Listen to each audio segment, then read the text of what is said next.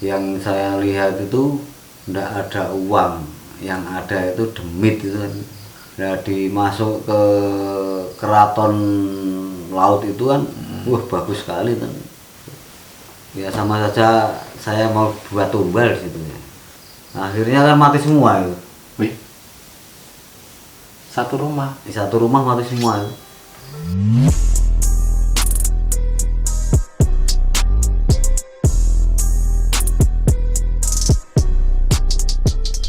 Assalamualaikum warahmatullahi wabarakatuh.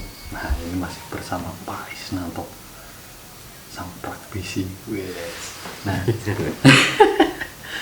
kali ini kita mau membahas tentang Dewi Lanjar. Nah, ya Pak Isnanto itu punya kisah yang berhubungan tentang Dewi Lanjar. Nah, Dewi Lanjar itu banyak orang yang tahu itu, menurut kisahnya itu dia adalah Ratu Pantai Utara, berbeda dengan Ratu Pantai Selatan yang terkenal oleh Nyi Roro Kidulnya. Kalau Pantai Utara itu penguasanya Dewi Lanjar, terutama bagi kota Pekalongan. Nah, menurut kisahnya di Pantai Pekalongan itu, kalau nggak salah namanya Pantai Selamaran atau apa ya, saya agak lupa, tapi di daerah Pekalongan pun juga terkenal tentang sosok Dewi Lanjar ini. Nah, kita mau bahas bareng sama Pak Isnanto, sebenarnya sih itu siapa sih Dewi Lanjar itu? Menurut tanggapan Pak Isnanto gimana? Dewi Lanjar itu sebenarnya siapa, Pak? Ya kalau saya sebenarnya siapa kan kurang tahu.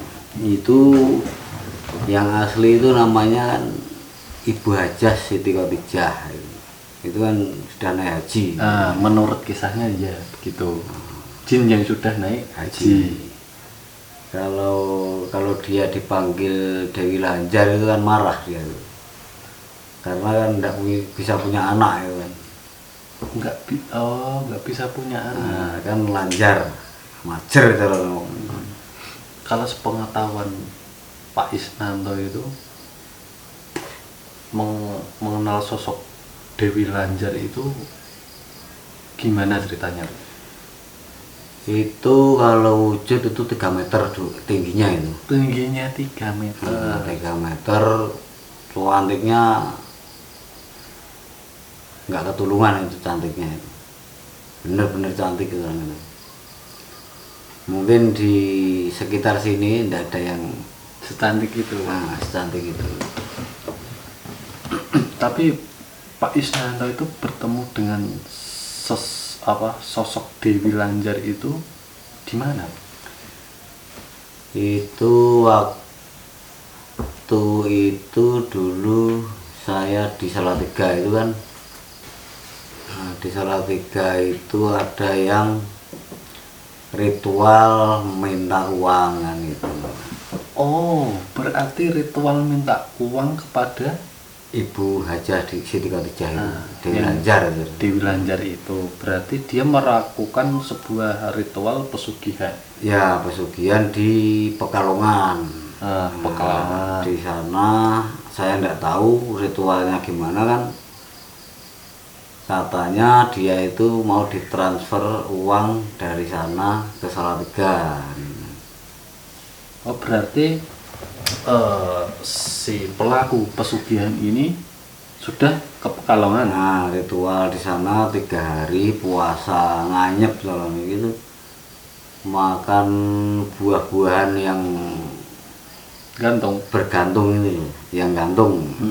Kayak pisang, pepaya, ya buah pelem gitu kan, Mangga. kayak mangga itu, timun, nah, nganyep itu. Terus dia ditemui sosok Ibu Ratu itu, katanya suruh pulang, mau ditransfer ke rumah uangnya. Terus di situ dia bersesaji ritual itu 5 bulan, selama 5 bulan berarti setelah di sana 3 hari. 3 hari pulang, disuruh pulang, katanya mau ditransfer. 3 kardus apa itu uangnya itu. Terus melakukan Ritual ritual itu, di rumah, di rumahnya mereka. Di rumah sendiri yang berkaitan itu. Katanya itu kok enggak wujud-wujud itu loh uangnya itu. Oh, Terus saya itu disuruh mintai tolong untuk mewujudkan uang itu. oh, awal kisahnya begitu. Nah, setelah saya ke sana ke rumahnya dia itu, yang saya lihat itu enggak ada uang, yang ada itu demit itu kan. Oh, nah, berarti mereka yang bersangkutan, yang pelakunya ini minta tolong ke Pak Isnanto untuk mewujudkan uang. Setelah Pak Isnanto datang ke tempat mereka, Pak Isnanto tidak melihat Uang, tapi yang dilihat Pak Isnanto adalah ya demit itu. Setan-setan gitu. Setan itu banyak sekali, penuh rumah itu. Penuh dengan Demit itu. Demitnya itu berwujud apa itu? Macam-macam. Maksudnya Ada yang aneh-aneh gitu. Aneh-aneh, perempuan berambut kuncung. Terus ada pocong. Ada yang orang tua bongkok itu ada. Banyak itu. Terus saya itu masuk ke kamar itu kan sudah ada sesaji itu di dalam kamar. Berarti mereka memang udah menyediakan sebuah kamar khusus untuk melakukan ritual itu. Sudah. Nah, dia itu kan punya dukun di sini. Bentar. Mereka kan mengundang Pak Isnanto untuk mewujudkan uang. Tapi mereka juga punya, ada dukunnya di situ. Ada mbah dukun di situ, sudah tua. Terus dukunnya itu suruh ngapain sebenarnya, Pak? Tahu nggak? Ya nggak tahu itu dukunnya itu. Dia itu minta tolong itu sama saya itu. Oh, Mbah dukunnya itu minta tolong sama saya untuk mewujudkan uang itu. oh, berarti yang nyuruh yang meminta tolong kepada Pak Isnanto itu dukunnya atau pelakunya itu, Pak? Iya, mbah dukun itu dulu, terus sama pelakunya itu. Oh ya, oke, lanjutkan, Pak. Nah, terus saya itu masuk ke kamar situ, yang saya hadapi itu kan bukan uang itu, terus pocong sama perempuan berambut kuncung tadi. Wah, itu saya wirid di situ, banyak saya wirid itu. Nah, terus saya itu mau kalah, saya itu Sudah mau kalah. saya itu seperti sini kebakar separuh, saya itu saking panasnya itu. Terus saya itu diajak ke laut sana, kemana itu, ke laut Pekalongan itu kan, ya, tempat di Bulanjar itu. Itu dalam ke laut sana itu dalam batin. Iya, setengah kayak sadar, setengah kayak enggak itu loh. Tapi maksudnya wujud raga Pak Isnanto masih di rumah itu. Masih di rumah itu, Ya. terus raga saya di rumah, terus sukma saya kan ke sana. Nah, dimasuk ke keraton laut itu kan, wah bagus sekali kan keratonnya itu. Depan keraton itu sokotnya kayak hijau itu, sokot yang sokot Jepang harus sih ya. Nah, terus di situ saya dikasih tahu tempat ritual situ, pohonnya besar-besar, terus ada kayak gubuk rumah kecil lah. Dari situ ada sesaji-sesaji, ada kursi goyangnya di situ. Nah, terus saya diajak ke keraton lagi, terus di situ ada sinar kuning itu masuk ke badan saya, itu langsung demitnya itu kalah. Itu pintu itu bisa jebol itu pintunya, keterak itu. Sebentar, Pak. Saya mencoba meraba-raba kejadian itu ya, Pak ya. dari awal. Dia kan ke Pekalongan terus disuruh pulang oleh si Dewi Lanjar itu. Ya Dewi Lanjar lewat juru kuncinya sana. Nah, lewat juru kuncinya. Terus dia pulang. Ritual berbulan-bulan tidak berhasil. Tidak berhasil. Setelah itu Pak Isnanto datang kan. Nah, di rumah itu yang ada bukan uang tapi demit. Ya, demit itu. Terus demitnya ini demit dari mana, Pak? Ya mungkin itu dari sana. Nah, cara seumpama ini ya, saya ratu, punya anak buah, punya cantrik ya. Itu untuk apa ya, pesuruh kan, kacung misalnya. Coba tengok sana, dia kan terus ada yang mengikuti banyak itu. Nah terus tidak mau pulang ya tetap di situ, di rumah situ. Enggak, maksud saya gini, Pak. Kalau yang nyuruh, maksudnya anak buahnya Dewi Lanjar, kok enggak ngasih uang, tapi kok malah ngasih anak buahnya datang ke situ gitu. Nah sebenarnya itu Ibu Ratu itu tidak ngasih uang, tapi untuk ngasih barang berupa kayak batu atau jimat, itu untuk pelaris dagangan itu. Sebenarnya kan itu enggak berwujud uang, itu enggak. Saya kira itu di awal dia ingin melakukan suatu ritual pemujaan, dia tuh dikasih uang, uang banyak atau gimana, ternyata dia mengasih suatu kayak pusaka gitu ya, kayak jimat, apa itu kayak batu apa cincin untuk pelarisan. Nah sebenarnya itu salah persepsi kan yang ritual itu. Oh iya.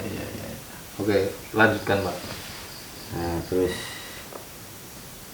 setelah itu saya kejar itu, lari kemana itu sudah lari semua itu. Demitnya tadi.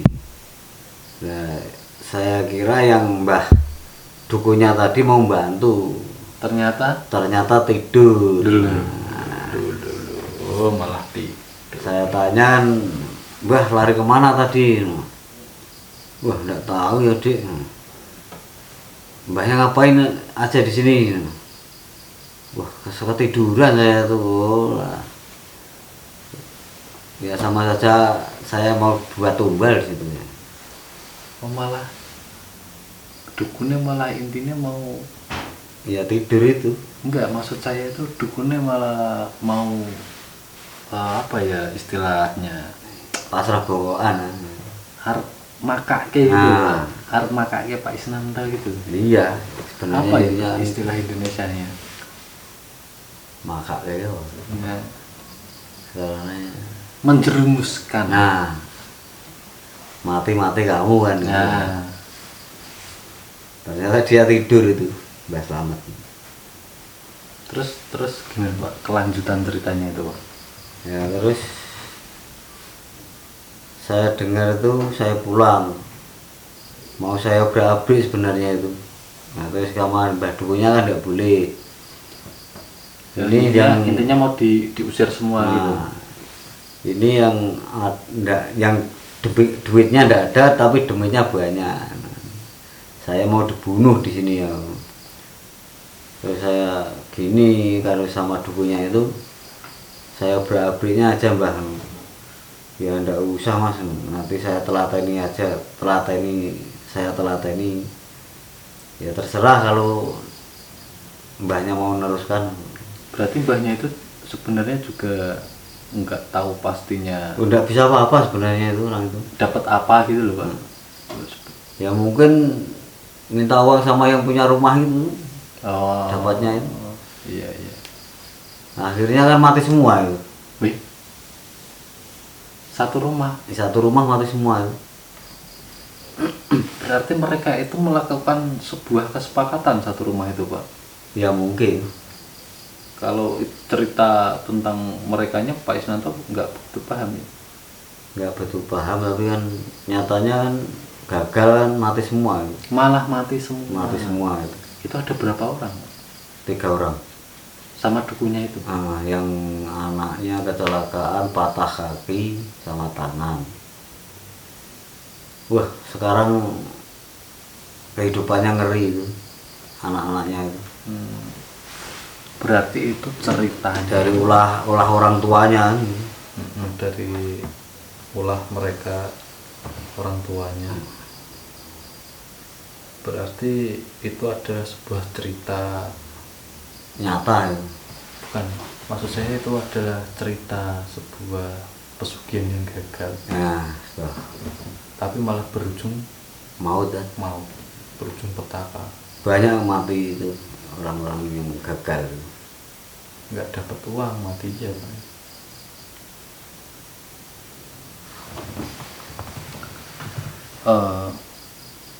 Kalau Pak Isnanto kan tadi sempat bercerita kalau dibawa ke keraton pantai utara kan. Nah terus dapat cahaya masuk ke itu Sinar kuning itu. sinar kuning itu kan. 1 gelas besarnya 1 gelas ini loh, besar.